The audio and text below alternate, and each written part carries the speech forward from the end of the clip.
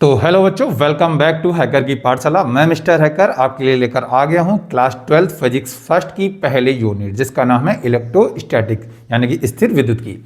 इस चैप्टर को जानने से पहले आपको बता दूं, कुछ किताबों में इस चैप्टर के नाम अलग अलग हिसाब से हैं, ठीक है। जिसमें कुछ किताबों में आता है हमारा कूलाम के नियम नाम से चैप्टर आता है, कुछ किताबों में वैद्युत आवेश एवं वैद्युत क्षेत्र आता है, और कुछ किताबों में हम लोग वैद्युत क्षेत्र एवं वैद्युत विभव, मतलब कई सारे टॉपिक एक साथ पढ़ते हैं।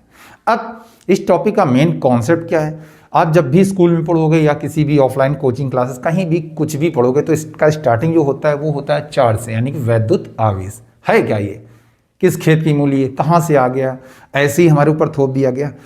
इसको जानने से पहले हम इंट्रोडक्शन जानेंगे, होता क्या है, मेन कॉन्सेप्ट क्या है हमारे इस चैप्टर का, इस यूनिट का। उसके बाद हम लोग बढ़ेंगे टॉपिक्स की तरफ, हमारे टॉपिक्स क्या है। तो चलिए जानते हैं पहले इंट्रोडक्शन। तो आपको बता दें, जैसे हमारा नेचर होता है ब्रह्मांड, ब्रह्मांड में आपने देखा होगा ग्रह हैं, नक्षत्र हैं, पेड़ पौधा, बहुत सारे मटेरियल्स हैं। तो जब आप बेसिक पढ़ रहे होगे तो बेसिक में आपको एक चीज़ सिखाई गई होगी, आपने सुना होगा, इस दुनिया का निर्माण जो हुआ है बच्चों, वो किससे हुआ है? मैटर यानी कि द्रव्य से हुआ है। ये आप बचपन से सुनते चले आ रहे हो, सुना होगा कि इस ब्रह्मांड का निर्माण मैटर से हुआ है। जैसे जैसे आप बढ़ोगे क्लास 12 में सेकंड बुक आते ही आपको कुछ और पता चलेगा कि मैटर से नहीं, एनर्जी से हुआ है, वो अलग चीज़ है। फिलहाल अभी हम ये मान के चलते हैं कि इस ब्रह्मांड का निर्माण क्या हुआ है? मैटर से। क्लियर? अब उस मैटर के अंदर दो प्रॉपर्टीज होती हैं, ये चीज़ आपको ध्यान में रखनी है। पहली, उस मैटर के अंदर मास होगा जिसको हम लोग द्रव्यमान कहते हैं। कुछ क्लास 11 में आपने पढ़ा होगा, जब आपको पढ़ाया जाता है इंट्रोडक्शन ऑफ फिजिक्स, जिसमें हम लोग यूनिट वगैरह पढ़ते हैं, तो वहाँ पे आपको ये बताया जाता है। नहीं बताया जाता तो कोई बात नहीं, आप यहाँ पे देखिए।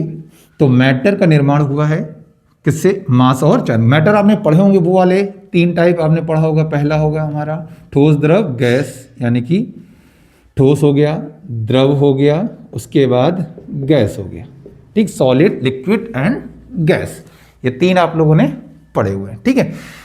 लेकिन यहां पर आते हैं हम, इसके अंदर की प्रॉपर्टीज, किसी मैटर के अंदर, चाहे वो ठोस हो, चाहे द्रव हो, या चाहे गैस हो, उसके अंदर आपको मिलेगा मास, और दूसरी चीज जो मिलेगी वो मिलेगी चार्ज।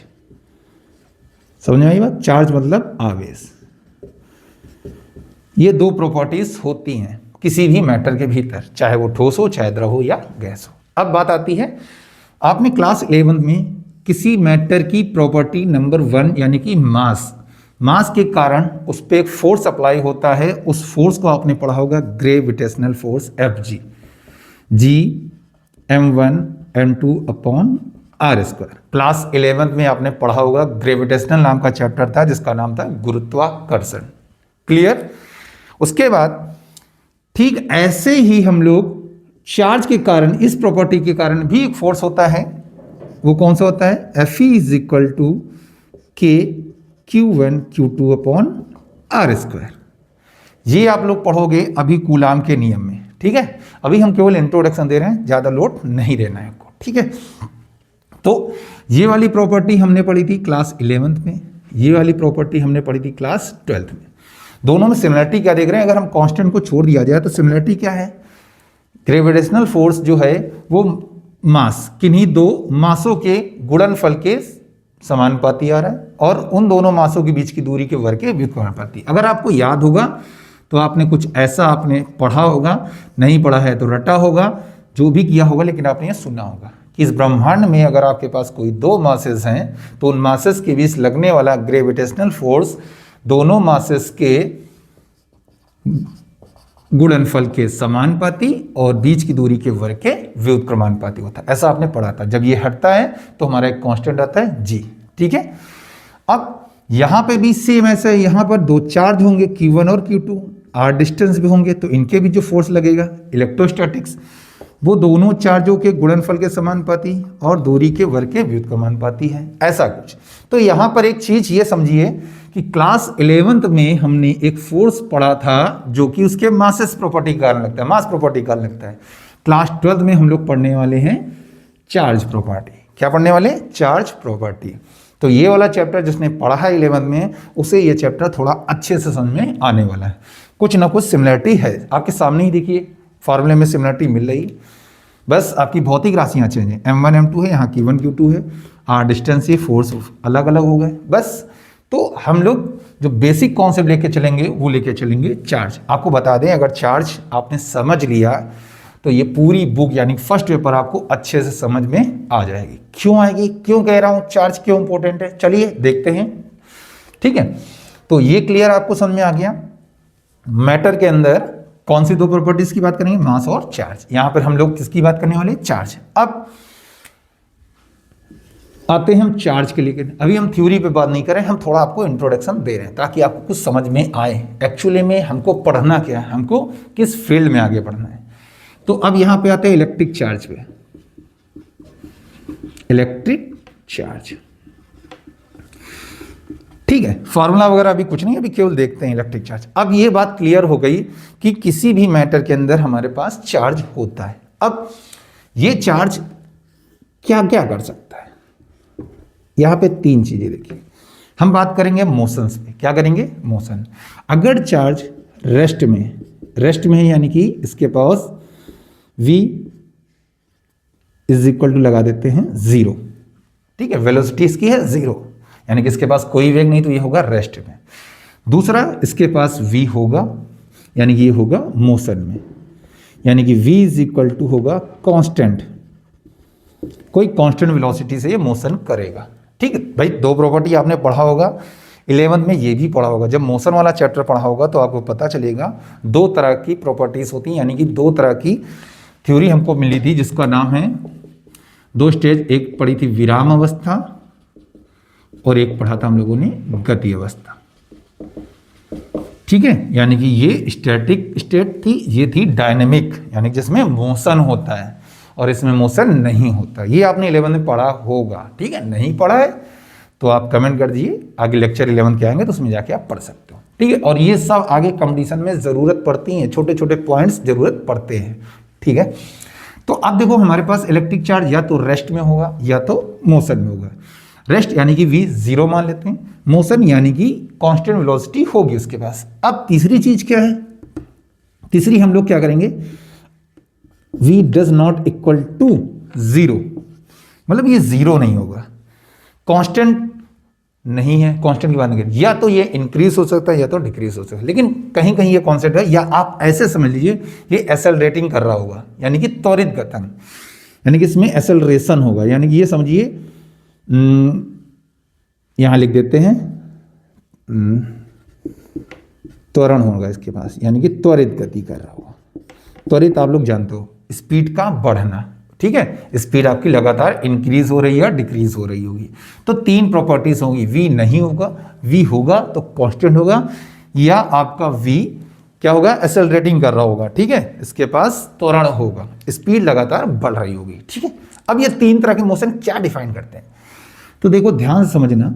अगर हमारा कोई भी इलेक्ट्रिक चार्ज रेस्ट में होगा तो वो दिखाएगा इलेक्ट्रोस्टैटिक प्रॉपर्टी।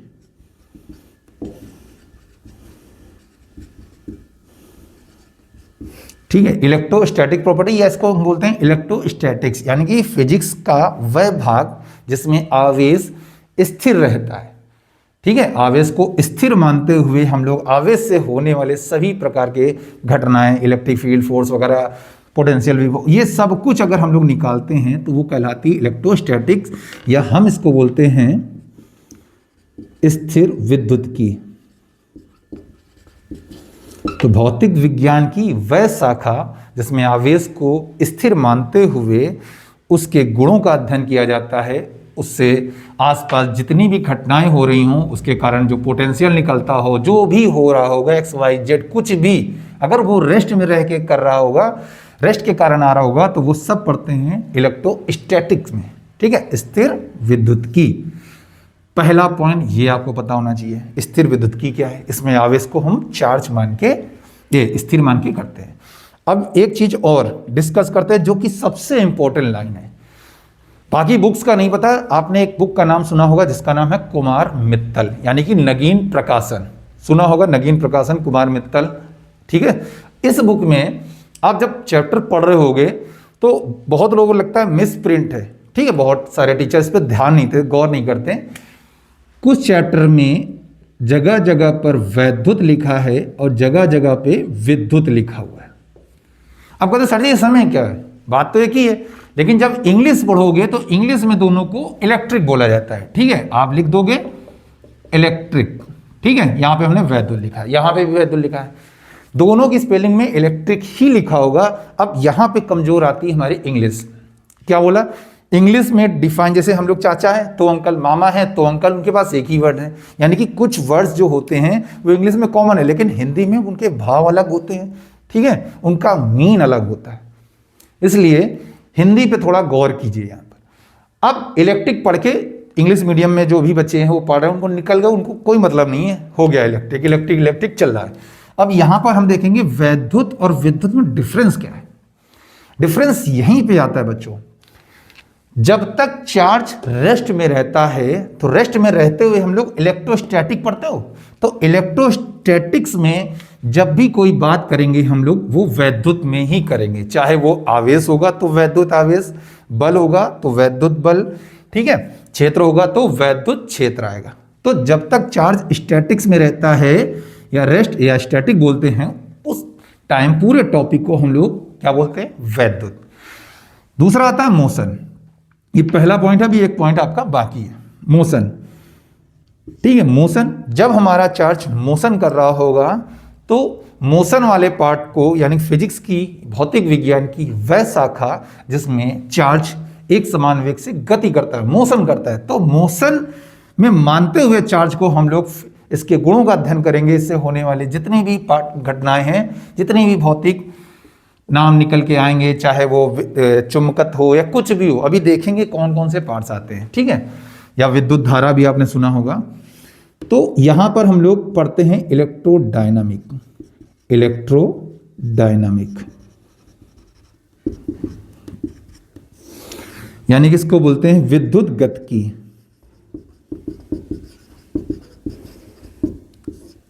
ठीक है, समझेंगे।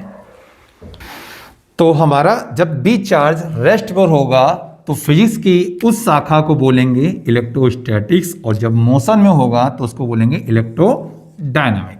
क्लियर? तो अब ये जो है वैद्युत, वो स्टैटिक्स के लिए आता है और ये विद्युत डायनामिक में लिखा जाता है।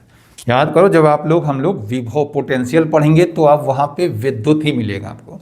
जब हम धारा पढ़ेंगे तो वहां पे विद्युत धारा आएगी। लेकिन शुरुआत के 4 चैप्टर, यानी कि जिसमें हम कूलाम का नियम जोड़ते हैं, गॉस के थ्योरम में हम लोग देखते हैं, उसके बाद कैपेसिटर यानी कि धारिता और विभव, विभव को छोड़ा जाए तो इन सब में हम लोग वैद्युत पढ़ते हैं, वैद्युत धारिता, ठीक है, वैद्युत चालन हो गया, बहुत सारी चीजें। लेकिन जैसे ही हम लोग विभव में आते हैं वहां विद्युत की बात करते हैं, धारा की बात आती है वहां विद्युत की बात करते हैं। तो ये ध्यान रहेगा, ये दोनों में डिफरेंस होता है। ये मीनिंग मिस्टेक या मात्रा का कोई मिस्टेक नहीं है, ना प्रिंटिंग मिस्टेक है, ये थॉट है, सोचिए, दिमाग में अपने रखिए। ठीक है, चलिए ये चीज समझ में आ गया। उसके बाद लास्ट, अगर उसके पास त्वरण हुआ, मतलब त्वरित मोशन, यानी कि एक्सेलरेशन कर रहा होगा, उसके बाद त्वरित गति होगी, तब क्या होगा? तब चार्ज कौन सा बनाता है? विद्युत चुंबकीय तरंगे। क्लियर? ये ध्यान रखेंगे। तो जब भी कोई आवेश स्थिर होता है तो केवल और केवल वह वैद्युत क्षेत्र बनाता है, ध्यान रखेंगे। और जब गतिमान होता है, यानी कि इलेक्ट्रोडायनामिक में हमारा क्या होता है? विद्युत क्षेत्र के साथ साथ हमारा चुंबकीय क्षेत्र भी तैयार होता है। और इसमें क्या होता है भाई, जब मोशन करता है तो आपके पास तीनों होते हैं, विद्युत क्षेत्र भी होगा, प्लस चुंबकीय क्षेत्र भी होगा, प्लस हमारे पास विद्युत चुंबकीय तरंगे भी उत्पन्न कर रहा होगा। तो अब देखिए, अभी हमने क्या बोला, चार्ज क्यों इंपॉर्टेंट है? अभी हमने देखा चार्ज के बारे में ही बात कर रहे हैं। चार्ज या तो रेस्ट में है, या तो मोशन में है, या तो एक्सेलरेशन कर रहा होगा। इन तीनों में एक चीज देखा, इलेक्ट्रोस्टैटिक्स शुरुआत के 4 चैप्टर, यानी कि धारिता तक स्टैटिक्स ही है। धारिता के बाद जाएंगे चालन, किरचॉफ वाला चैप्टर, उसके बाद गतिमान आवेश, चुंबकत्व वगैरह, प्रेरण तक जाएगा, लास्ट में प्रत्यावर्ती धारा भी जाएंगे। ये सब में क्या मिलेगा आपको? डायनामिक। और लास्ट चैप्टर जो है विद्युत चुंबकीय तरंगे, किस पर है? चार्ज पर। तो ये चार्ज की ही प्रॉपर्टीज के हमको पहली बुक पढ़नी है। रेस्ट पे रख के पढ़ेंगे तो आपके 4 चैप्टर निपट जाएंगे धारिता तक। मोशन में पढ़ेंगे तो मैग्नेटिज्म और इंडक्शन तक निपट जाएगा, यानी कि प्रेरण तक निपट जाएगा, और प्रत्यावर्ती धारा भी। और लास्ट चैप्टर है विद्युत चुम्बकीय तरंगे। तो चार्ज क्यों इंपॉर्टेंट है, आई थिंक आपको समझ में आ गया होगा।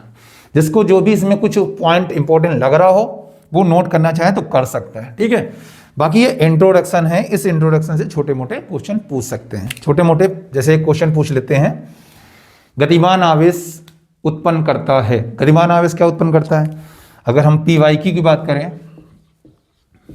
ठीक है, यानी कि प्रीवियस ईयर क्वेश्चन जितने भी हम उठा के देखें तो उसमें कई बार ऐसे क्वेश्चन आए हुए हैं जिसमें पूछा गया है कि स्थिर आवेश प्रकट करता है या प्रदर्शित करता है। तो क्या करता है? केवल वैद्युत क्षेत्र, केवल क्या निकालेगा? वैद्युत क्षेत्र उत्पन्न करेगा। और गतिमान आवेश हमारा विद्युत क्षेत्र और चुंबकीय क्षेत्र दोनों प्रदर्शित करेगा। अगर त्वरित करेगा तो विद्युत चुंबकीय और विद्युत चुंबकीय तरंगे तीनों करता है। क्लियर? चलिए साफ करते हैं, उसके बाद चलते हैं आगे विद्युत आवेश की थ्योरी को लेकर।